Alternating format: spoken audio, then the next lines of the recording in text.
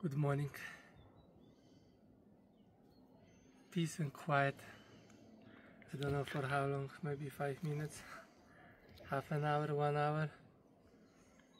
Day after day we have wind after wind. Tofu! Hacha hacha! And I'm so tired, I haven't slept all night. Hacha hacha! What? And it's not a joke. It's so dangerous.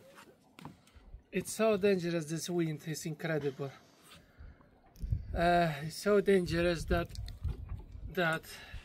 this come from somewhere. ¿Qué pasa? Reflection. Flown somehow and then hit the yurt like this. This looks bent and make the hole inside.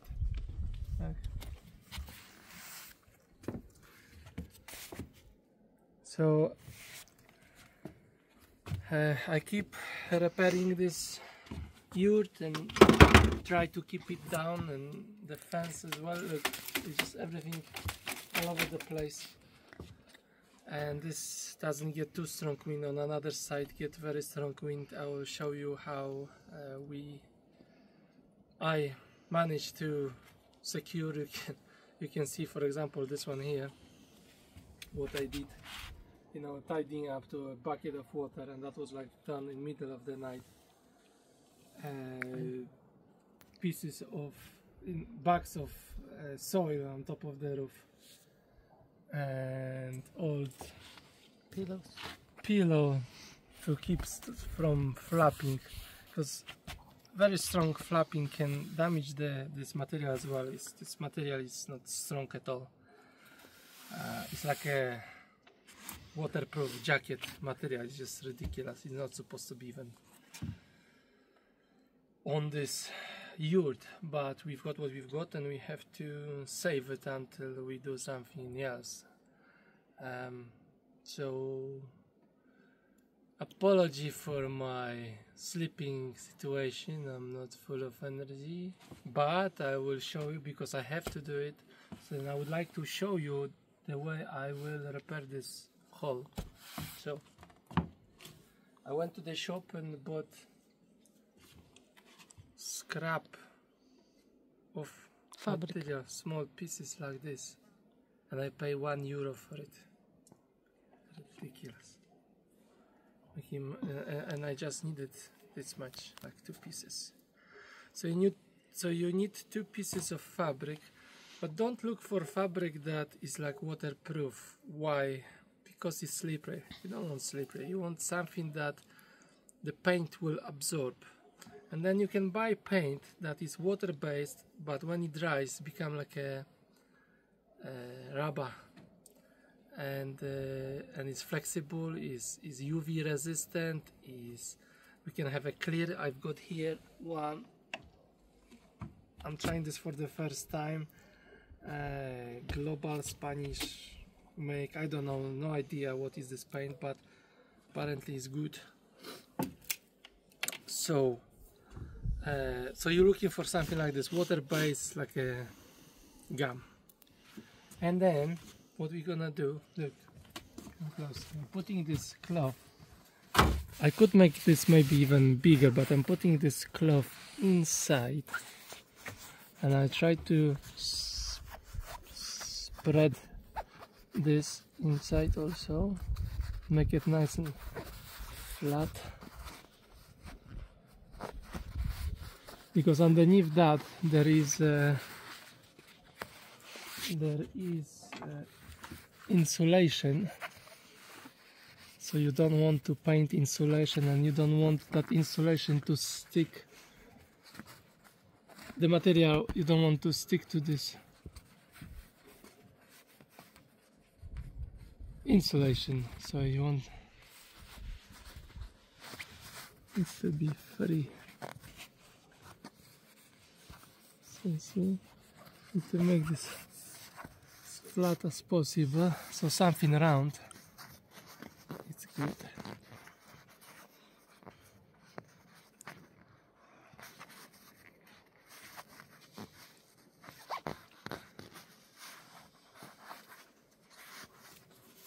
You know, you can feel it if it's straight, it's not.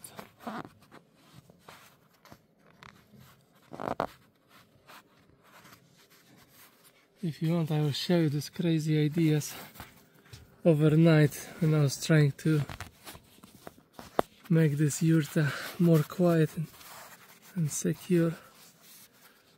Yeah, something like this. Yeah. And then very simply, next thing to do is then from inside you put this paint like so.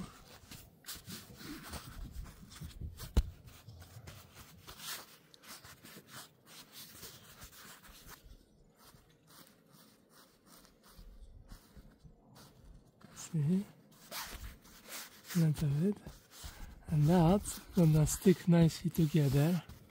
But then that's not all, because now to make it strong we will paint this, and then some more, and some more.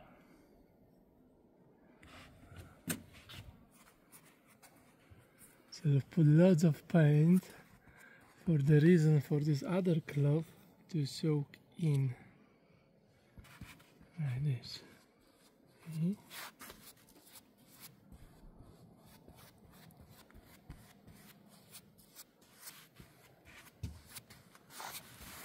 And now we can paint this on top also.